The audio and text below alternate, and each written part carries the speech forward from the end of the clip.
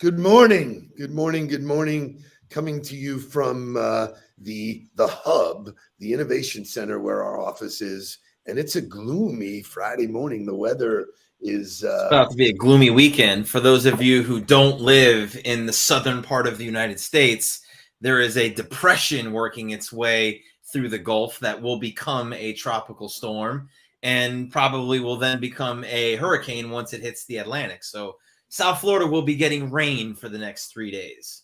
Yes, indeed.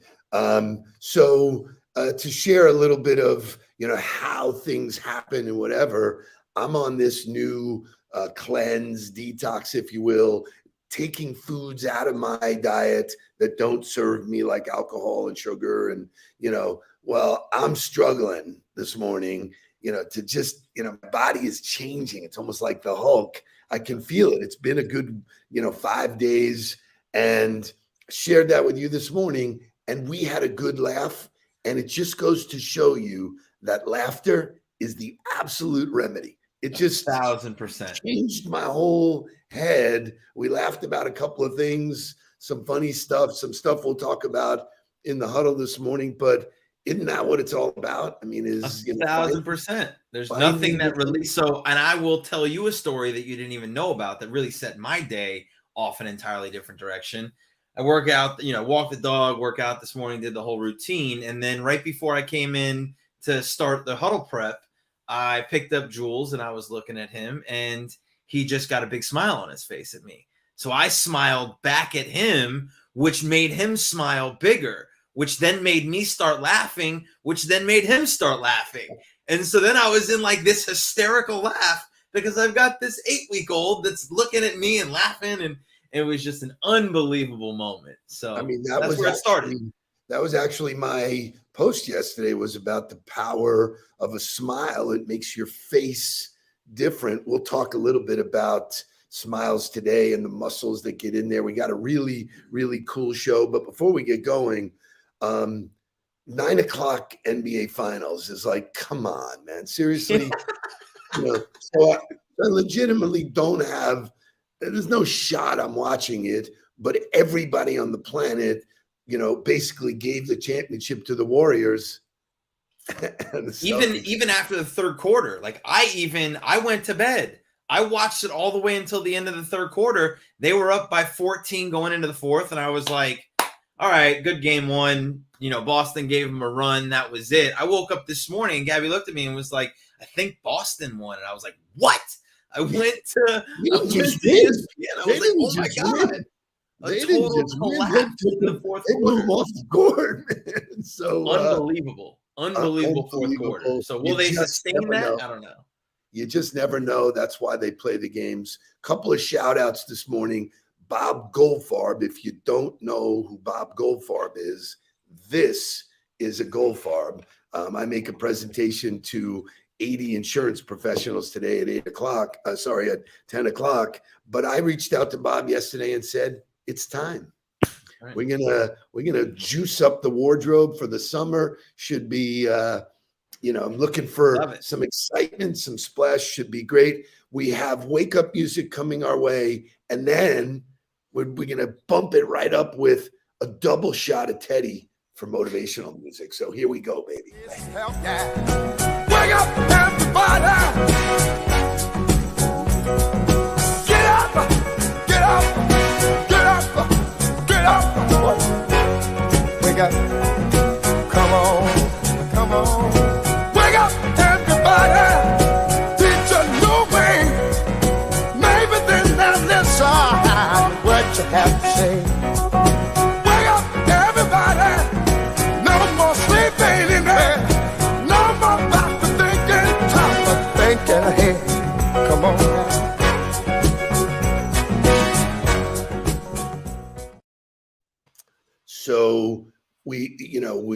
I promised you this double shot. And it just so happens I was driving to Closet Factory yesterday. They had their monthly sales seminar, which they call it, which was amazing. But on the way there, randomly on my favorites, this song came up. So let's go to a double shot of Teddy. Let's get motivated. Let's get up. Let's get funky. Let's get down. Go.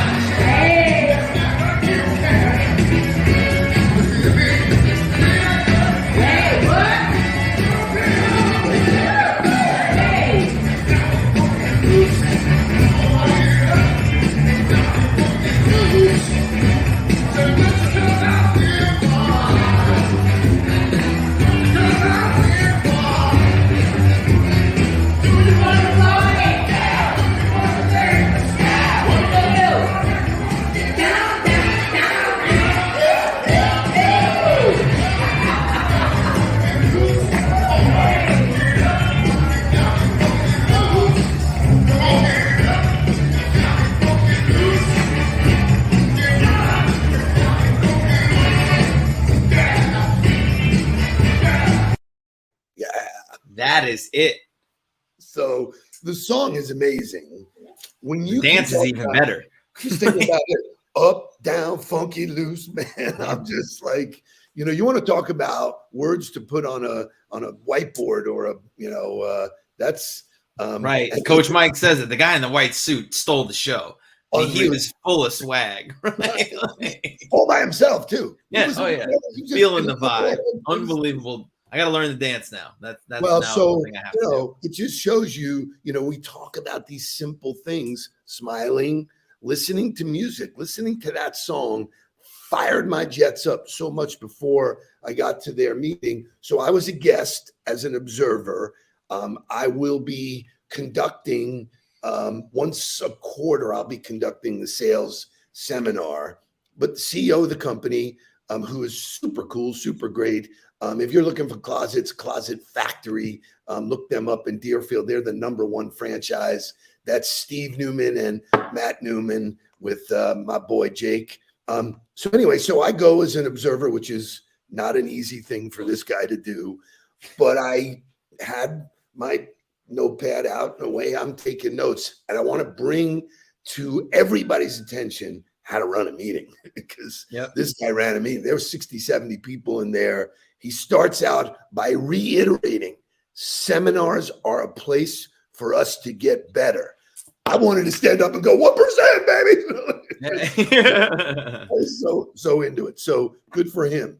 Then he noticed that throughout the company, there was a lack of conviction. He said, people are saying things to clients and internally, whatever, there's no conviction. Conviction is a really important word when you talk. That puts confidence in the people you're talking to. If you don't have conviction about what you're saying, why would somebody else? So I found that to be a brilliant way to open it up. That goes back to my 3 C's of the way we would evaluate people within the organization, right? Like you're compliant, you're committed, or you're compelled. If you're compelled, there's severe conviction in the way that you go about doing things. There's not just in the way you speak, but the way you go about your business in a daily. And when you start to look at your people as one of those lenses, are they just compliant? Are they doing the minimum? Right? Because that's what he's saying is we got a bunch of compliant people here. We got a bunch of people that are going through the motions. And the reality of high performing organizations, and Nick Saban always says it best, is high performers don't like mediocre people. So if that's what we're tolerating, then that's what we're going to get. And that's not going to take us to the next level. I love that. And the way in which he delivered the message wasn't like, I'm on my high horse. Right. Down. No, he said, we have a problem. We need to address this situation about conviction, because that's really, at the end of the day, part of what people buy. And they went into 3 concepts. Did I hear someone say the power of 3? Yeah. Holy Yep. shit. Number 1, bring passion. And prior to him starting the engagement, we had a little bit of time to have a cup of coffee and just talk a little bit. And he asked me how my Napa trip was. And I said, I just really found it fascinating that there were family businesses of people who were uber successful already, who decided to get into a business that needed a lot of patience. And one other thing, passion. Yep. And so he spoke to his people about bringing passion. Why do you do well? Because I love what I do. So that's number 1. Number 2 is preparation for the sale. If you go out there and you don't know the product, the nuances, all of the stuff, shame on you. Yep. So passion, preparation. And then the third one, which has been the topic all week, was communication internally, externally. How do we communicate it? And he called it communication failure. So no surprise, super successful company. I'm super jacked up to be a part of their world. And he gave me probably one of the best introductions I've ever heard. Yeah. It's awesome. When he was doing the introduction, I was like, is there someone else here? So. It's funny because like most people haven't been trained on how to present, right? And then people say, oh, well, it's just something that people naturally do, right? You just do that well. That's just a leadership trait that you do well. Bullshit, right? Like presenting in front of the team or presenting in front of the organization or presenting in front of your group of people every day, there are some pillars of success, the preparation for it, having the agenda which he had, right? Understanding that he set the direction of the purpose of that meeting right off the bat. So like we talk about upfront contracts, we talk about all the different ways. All that is setting the expectation for everybody of, I don't care what else you have going on in your mind right now. This is what we're here to do, and it's to get better. I used to start my special teams meetings on Friday nights with a call and response to get everybody locked into, I don't care where else your mind is or what else you're thinking about. You might be thinking about the Chick-fil-A sandwich that you're going to get in 20 minutes after this meeting, but I don't want you there. I need you here now first, Well, and the way he brought that up, to your point, that upfront contract was, if you don't know why you're here, I'm going to tell you why we're here. Right. And so like that's such a huge thing in leadership is he's not assuming. He's not assuming that everybody's walking in knowing that they're there to get better. Don't assume as a leader, right? We talked about that the other day when you told me the story about assuming. He's not assuming anything. He's the CEO of the company, and he's not passing by any detail to communicate exactly what needs to be communicated. That's why they're successful. Super fun for me. Super fun because I can't wait to get in front of their audience. July 8th. So they're monthly. I'll kick off the first month of each quarter with all of that. So it's great stuff. Congratulations to all of them. Going to move the conversation to the things that make you go, Shay. Things that make you, things that make you go, things that make you go, yeah. So our friend Ricky Williams, who certainly has had a illustrious football career, was on the cover of Sports Illustrated. Won the Heisman Trophy. Well, he won the Heisman Trophy, was on the cover of the Sports Illustrated with Mike Ditka, and he was wearing a wedding gown. I mean, so this guy is all about controversy. He's a well-known, well-spoken fan of smoking the ganja, So let's preface that like he's got mental health issues, right? Like he dealt with severe anxiety, which led him to marijuana because that helped him medicate his mental issues, which were anxiety. So let's tiptoe. Ricky Williams. Ricky Williams played for Coach Wannstedt. So I've been in the locker room, Run, Ricky, run. Right. Ricky was an interesting dude. Didn't really talk to many people. To your point, he had anxiety, but he's been out of the news for a while. It's been quiet. Well, Ricky Williams is back in the news because the NFL great who rose to fame with the name Ricky Williams, said last week he will legally take the name of his wife to create marital balance. The former running back now goes by Eric, which is his God-given name, or his parents' name, his legal name, Right. Eric Miron, adopting the surname of his spouse, Linnea Miron, and reverting to his birth name, Eric. Good for him, man. Like, let the man live. Let the man live. That's a different topic. Like, we want to talk about equality, right? You want to talk about equal pay. You want to talk about equality. It's a social norm or social expectation that women take the name of a man. He's flipping the script and saying, you know what? I'm willing to create equality and say, you know what? I'm willing to go the other way on it. Good for him. So I tried to unpack this and say, okay, no outside influence. What do I really think about it? I'm super cool if the spouse doesn't change their name. I think that norm is kind of weird. Why do I need to change my name? Okay. Where, then when it comes to kids, maybe, there's more, and the unity of a family, for everybody to be united underneath the same last name. But I got to tell you, man, it's got to take big cojones. You change your name to your spouse. I mean, I think it depends on heritage too, right? Like, I would never even consider it because it's not like there's millions of Nudelbergs running around, right? Like, there's a purpose behind keeping Nudelberg and extending Nudelberg. If my last name was Williams, which there are billions of people with the last name Williams, maybe it meant more to her to carry on her family name, and he was willing to sacrifice the Williams for that name. So it's great.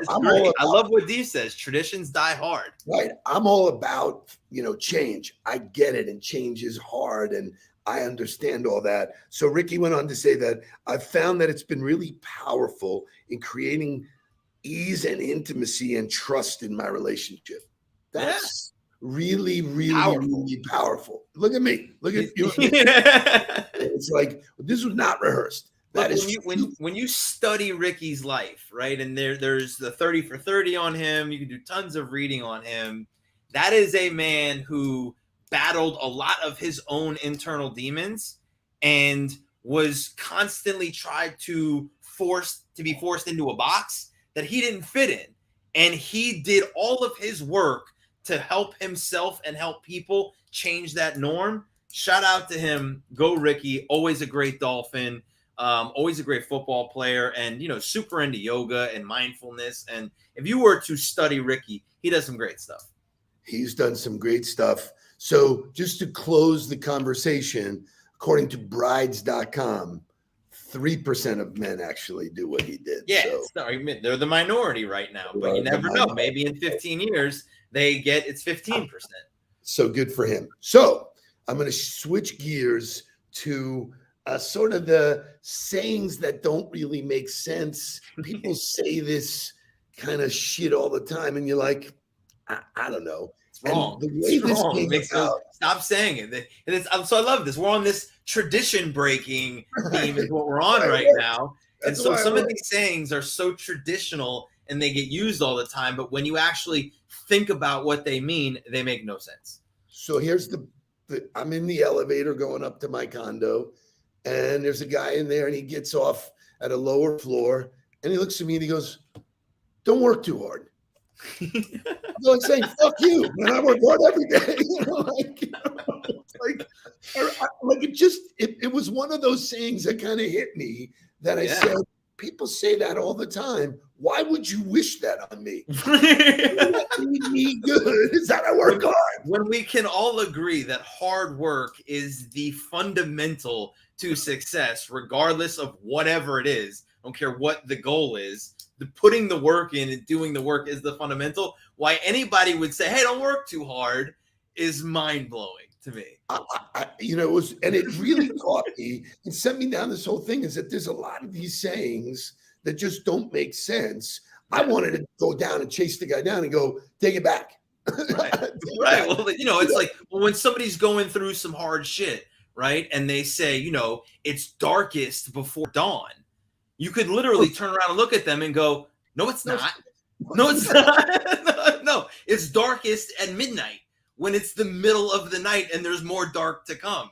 It's actually pretty light right before dawn. Like, it's coming up. That's not actually true at all. Right. Thank you. You're not helping me. Right? So go away, because that kind of advice is what got me here in the first place. Right. Here's another one. Here's a doozy. Pick the low-hanging fruit first. So this gets used all the time in business. This gets used all the time. Take go after the low-hanging fruit. Go after the low-hanging fruit. Where's the low-hanging fruit? What can we go get right now? Right. And while that's kind of like, yeah, we want to get some revenue going, or yeah, we want to get some wins in the boat.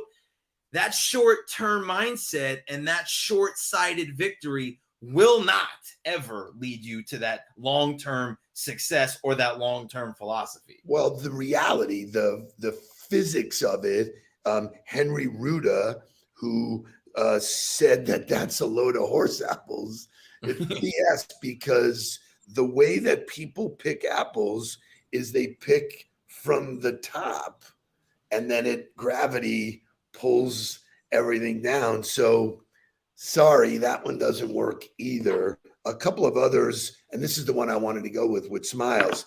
It takes more muscles to frown than to smile. Now, I've heard that a lot. You know, that's consoling, put your arm around, oh, come on, turn it upside down. It's, it doesn't take the same amount of muscles.